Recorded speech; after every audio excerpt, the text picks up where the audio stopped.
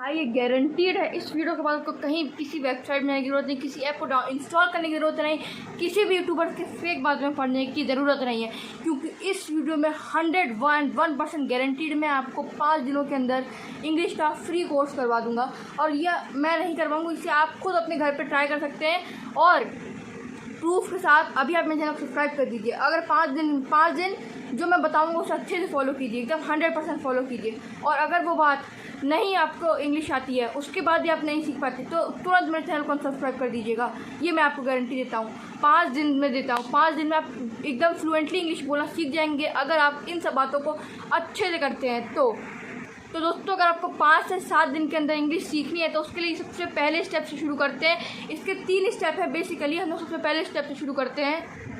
Number 1 पे हम लोगों को हिंदी में सोचना नहीं है। हम हिंदी में सोचते हैं ना, उसी को हम लोग प्रकट करते हैं। जैसे कि अगर हम हिंदी में सोचेंगे तो हिंदी में एक्सप्रेस करेंगे। लेकिन मैं भी पहले ऐसे ही कहता था, आप लोग यही करते होंगे कि हम लोग क्या करते हैं, हिंदी में सोचते हैं और इंग्लिश में बताते हैं। नहीं, ये this is such a long process, तो इसमें बहुत ही टाइम लगता है। So that stop your fluently English. So what should you do, thought in English and speak in English. So मेरे कहने का मतलब है कि आप हिंदी में सोचते हैं और इंग्लिश में बोलते हैं, लेकिन आपको ये नहीं करना। काफ़ी बीच में बहुत लंबा गैप हो जाएगा आपको इंग्लिश के बीच में।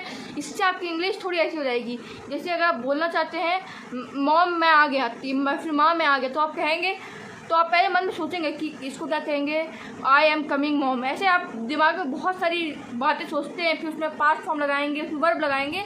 इससे बहुत ज़्यादा इफेक्ट पड़ता है आपकी फ्लुएंटली इंग्लिश को। इसीलिए आपको मैं ये सजेशन दूंगा कि आप हिंदी में सोचिए मत और इंग्लिश में बोलिए मत।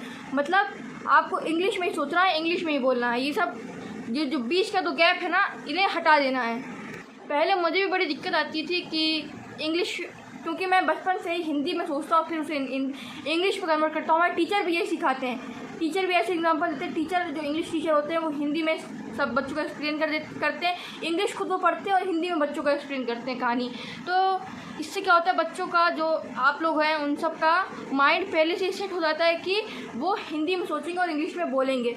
लेकिन ऐसा बिल्कुल नहीं करना है। हम लोगों को इंग्लिश में सोच के इंग्लिश में ही उसे बोलना है। तो दूसरी थिंग है आपकी कि अगर आप कहीं, आपका कोई दोस्त है, आपने ऐसा फ्रेंड सर्कल बनाइए जो इंग्लिश में, मतलब जिन्हें फ्रेंड्स को आपको इंग्लिश में इंटरेस्ट, तो आप अपने फ्रेंड से इंग्लिश में बात कीजिए, या फिर अपने पेरेंट्स से इंग्लिश में बात कीजिए। अगर आपको पेरेंट्स को इंग्लिश नहीं आती है, आप अपने फ्रेंड से बात कीजिए। या फिर अगर आप किसी गाँव साइड रहते हैं और आपके फ्रेंड्स को इंग्लिश नहीं आती है, तो आप लोग गूगल असिस्टेंट से भी बात कर सकते हैं। गूगल असिस्टेंट एक ऐप है, बहुत ही कम MB की ऐप है। आई थिंक यही 2-3 MB की ऐप होगी। बहुत ही अच्छी ऐप है। उसमें आप कुछ भी बोलिए, वो आपको इंग्लिश में रिप्लाई देगा।